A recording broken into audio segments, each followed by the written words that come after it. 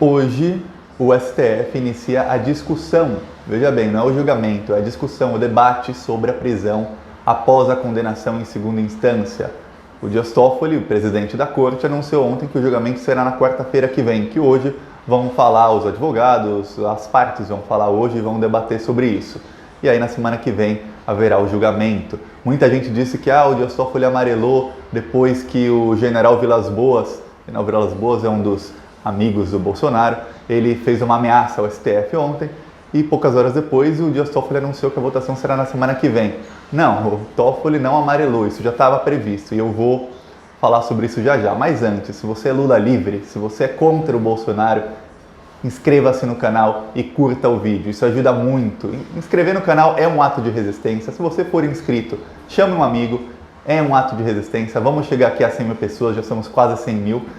Assistir o vídeo até o final também é um ato de oposição de resistência, porque assim o YouTube mostra para mais gente. O YouTube, quanto mais gente assistir o vídeo até o final, mais gente vai ver esse vídeo no YouTube, porque o YouTube mostra para mais pessoas. O YouTube entende que o vídeo é interessante e vai mostrando para todo mundo. Então, quer ajudar? Assiste até o fim, curte e inscreve-se no canal. Agora vamos falar sobre esse julgamento. O julgamento estava pautado para ser hoje, quinta-feira. Só que eu já tinha falado ontem nas redes sociais que provavelmente não seria na quinta-feira, porque antes do julgamento tem que ouvir as partes. E como são 3 processos, eles estão julgando 3 processos que tem a ver com a prisão após a condenação em segunda instância. Provavelmente as partes, são muitos advogados falando, isso não começaria na quinta-feira. E realmente o Dias Toffoli disse que não começará na quinta-feira. Em paralelo a isso, ontem, o general Vilas Boas, é aquele que está com um aparelho no nariz, quase morrendo, ele fez uma ameaça ao STF. No julgamento da prisão em segunda instância, no ano passado, antes do Lula ser preso, ele também fez uma ameaça ao STF, na véspera do julgamento. E todo mundo disse que o voto da Rosa Weber, que foi o voto de Minerva, para que Lula fosse preso, que esse voto tinha sido influenciado pela ameaça do general Vilas Boas.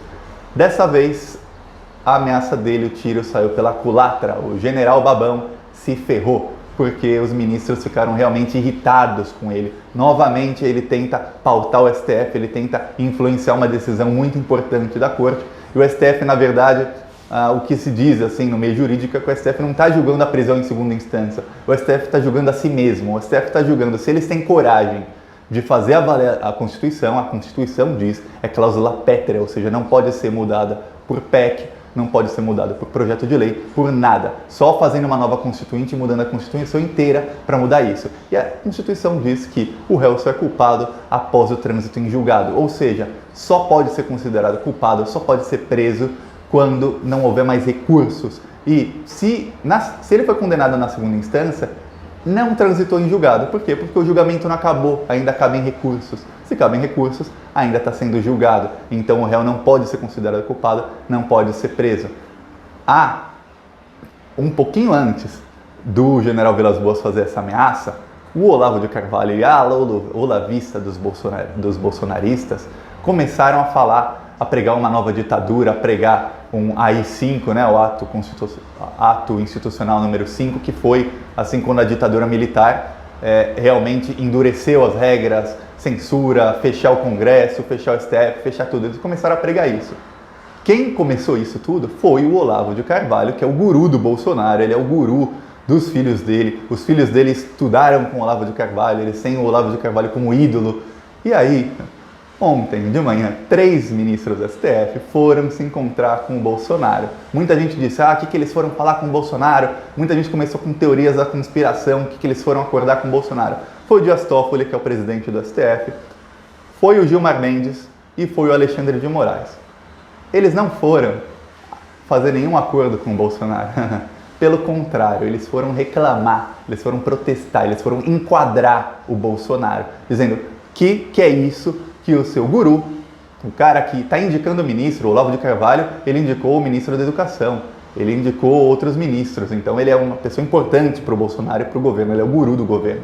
Ele é o principal estrategista do governo, uma pessoa extremamente burra, é o principal estrategista do governo Bolsonaro. O que esse cara está fazendo, pregando ditadura, pregando contra o STF. Então foi o presidente da corte, foi Gilmar Mendes. A gente sabe que muitos ministros no STF, você pode chamar de covardes, eu posso chamar de covardes, eu posso aqui elencar dos 11 ministros do STF, ou dos que eram do STF 1, 2, 3 anos atrás, quem são os covardes. Um que não é covarde é o Gilmar Mendes. Um que a gente pode não gostar dele ou gostar dele, não importa, ele não é covarde, ele não se curva a nada, ele foi lá. E eles foram enquadrar o Bolsonaro. O Alexandre de Moraes, que é o terceiro que foi lá, ele é nada mais, nada menos do que o relator do inquérito das fake news. Para quem não sabe, o STF fez um inquérito para investigar fake news contra a Suprema Corte, ou seja, quem que está manipulando a opinião pública contra o STF com fake news e quem que está desenvolvendo essas fake news e espalhando pelo Brasil. O Alexandre de Moraes é o relator disso. E o que dizem é que eles estão chegando no Bolsonaro. Porque a gente sabe, eu sei, você sabe, os bolsominions fingem que não sabem, mas quem está usando fake news sem parar toda hora são os bolsonaristas. E quem ataca o STF sempre que necessário são os bolsonaristas. A gente aqui da esquerda, a gente xinga, a gente grita, a gente fala contra o STF quando tem que falar, mas a gente não cria fake news, a gente não tem um aparato para ficar disseminando fake news para todo o Brasil. O Bolsonaro tem, todo mundo sabe disso. Então foram os três enquadrar o Bolsonaro. A presença do Alexandre de Moraes lá não foi qualquer outro, foi exatamente ele, foi uma presença simbólica, uma presença estratégica do STF, porque o Bolsonaro sabe que ele está sendo investigado pelo STF, que o esquema de fake news dele está sendo investigado pelo STF, e ele sabe que isso pode causar a queda dele, pode causar a prisão não só dele, mas de vários envolvidos. Eu não acho, veja bem, Thiago, eu não acho que o STF tenha coragem de derrubar um presidente ou de prender alguém baseado nesse inquérito, mas eles podem avançar nas investigações e eles podem mostrar para a justiça, para a opinião pública, para o Congresso, ó, aqui tem crimes do Bolsonaro. Então eles foram lá enquadrar o Bolsonaro e dizer, ó, não vamos aceitar esse tipo de ameaça, esse tipo de pressão após um julgamento. Nós vamos julgar do jeito que queremos julgar, do jeito que entendemos que é certo. Então é muito, mas muito difícil que o STF vá se acovardar de novo, porque o STF percebeu o que acontece quando a Suprema Corte se acovarda. O que acontece é que a democracia rui, a democracia cai por terra.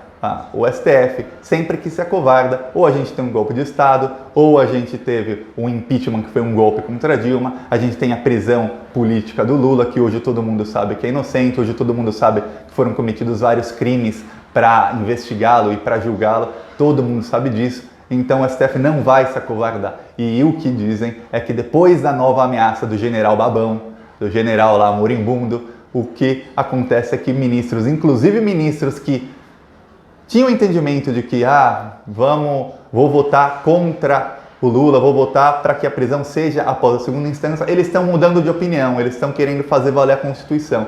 Então, pode ser que seja uma goleada na semana que vem contra o Sérgio Moro, contra o Bolsonaro, contra o general Babão e contra todos eles, porque o STF perdeu completamente a paciência. Isso é bom? Bom, para soltar o Lula, isso é bom para fazer valer a Constituição, goste ou não da Constituição, para fazer valer o que está escrito lá, isso é bom. Então, o Bolsonaro fica acuado. Hoje o Bolsonaro também, ele está tentando pressionar o STF, então o enquadramento de ontem surte efeito de uma maneira, mas de outra maneira o Bolsonaro, ele não quer o Lula livre, porque o terror de Bolsonaro, o terror dele é o Lula livre. O Lula sendo solto, o Bolsonaro sabe que ele tem uma oposição forte, porque até agora o que acontece? O Bolsonaro está na guerra dele, interna com o PSL, ele sabe que tem Rodrigo Maia, João Dória, Wilson Witzel, tem muita gente na direita querendo a cabeça dele, querendo o lugar dele, querendo ser presidente. Ele sabe inclusive que o Mourão sempre quis ser presidente, apesar do Mourão estar quietinho, mas ele sabe que ele não tem oposição real na esquerda. E todo mundo sabe que a esquerda é a maioria no Brasil. Nós da esquerda, nós somos maioria. Só que a esquerda não tem uma liderança. Por quê? Porque a liderança da esquerda está presa. Quem podia assumir um papel de liderança assim, central seria o Ciro Gomes. Mas o Ciro Gomes está agindo como um completo imbecil desde a eleição. O Ciro Gomes, alguma coisa aconteceu entre o Ciro Gomes e o Lula que o Ciro Gomes não atura. E aí o Ciro Gomes não gostou muito, e aí o Ciro Gomes está agindo como um completo imbecil e a esquerda está sem liderança, a esquerda está batendo cabeça. Nem posso chamar hoje em dia o Ciro Gomes de esquerda muito, porque as opiniões que ele está dando, as declarações que ele está dando não são declarações de alguém de esquerda, são declarações de alguém que está tentando pegar os bolsominions arrependidos pro lado dele. Só que é uma tentativa frustrada, porque eles não vão votar no Ciro Gomes, nunca. Quem votou no Bolsonaro não vai mudar para o Ciro Gomes. Quem votou no Bolsonaro vai mudar para o Dória, vai mudar para o Partido Novo, vai mudar para o Luciano Huck ou para um desses outros corruptos da direita. Não vai mudar para o Ciro Gomes. Então o Ciro Gomes está numa corrida aí já fracassada desde o início, porque não vai dar certo. E a esquerda está sem líder. O Lula sendo solto, a esquerda tem um líder. E esse líder vai chegar e vai unir as massas contra o Bolsonaro. Finalmente, a esquerda vai ter uma organização, porque até agora, com o Lula preso, a esquerda está totalmente desorganizada. Já está provado que os outros membros do PT, da cúpula do PT, eles não têm liderança. Eles podem até ter ótimas intenções, mas não tem um líder, um grande líder popular. O líder popular está preso, sem provas, se chama Luiz Inácio Lula da Silva. É isso, gente. A minha opinião é que na quinta-feira não deve acabar o julgamento, na quarta-feira que vem não deve acabar o julgamento do Lula, e muita gente acha que um dos três patetas, Fux, Fachin e Barroso. Fux, em Fux We Trust, lembra da frase do Sérgio Moro? Fachin, ahá, uhu, Fachin é nosso. E Barroso, aquele que tinha encontros secretos com o Dallagnol e com o Sérgio Moro, alguém acha que eles vão pedir vistas. Pedir vistas é o seguinte, está tendo um julgamento, um ministro qualquer do STF pode dizer, olha, eu vou pedir vistas porque eu não tive tempo suficiente para pensar sobre esse assunto. Então, o processo fica parado indeterminadamente até que esse ministro escolha o que vai fazer, entregue o voto ou que se aposente ou morra, alguma coisa assim. Mas muita gente está apostando que um dos três vai pedir vistas para tentar atrasar o julgamento o máximo possível, porque eles sabem que o Dias Toffoli só pautou porque ele sabe que vai ganhar, que ele sabe que já há o resultado para que a prisão após a condenação em segunda instância seja revertida, porque da última vez o voto de Minerva foi da Rosa Weber e a Rosa Weber é contra a prisão após a condenação em segunda instância. A Rosa Weber tem um entendimento, sempre teve um entendimento de fazer valer a Constituição, mas ela mudou e todo mundo diz por conta da ameaça do Vilas Boas. Só que essa ameaça hoje em dia não funciona mais, porque hoje em dia já teve Vaza Jato, hoje em dia a gente já viu o monstro Bolsonaro, hoje em dia esse monstro Bolsonaro já botou as asinhas de fora e o STF já viu que não dá para aturar esse tipo de golpista, não dá para aturar esse tipo de bandido. Então, Bolsonaro já pode começar a tremer na base, porque o bicho vai pegar. Eu não sei se o Lula vai ser solto por conta desse julgamento. O que o Lula quer é a suspeição do Sérgio Moro e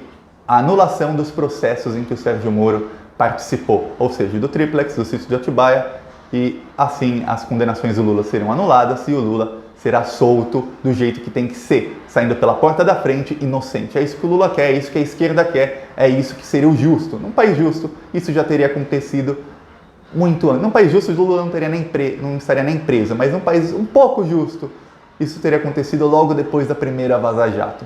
Mas é o Brasil, a gente tem que esperar para as coisas acontecerem, mas gente, vai dar tudo certo. Não se preocupem, esse governo fascista vai cair, a direita não tem plano de governo, o único plano de governo da direita é tentar enganar o povo e continuar enganando o povo, mas o povo não consegue, ninguém consegue enganar todo mundo todo o tempo, então eles vão cair e a esquerda vai voltar, seja com o Lula, seja com outro, a esquerda vai voltar e nós vamos voltar a governar para todos e não só para aquele 1% mais rico.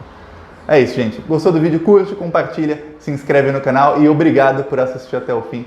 Com certeza isso foi um ato de resistência e isso vai fazer com que o YouTube mostre para mais gente o vídeo, porque o YouTube diz, esse vídeo é interessante, todo mundo está assistindo até o fim, então vou mostrar para mais gente. É assim que funciona o sistema do YouTube. Então, muito obrigado. Falou!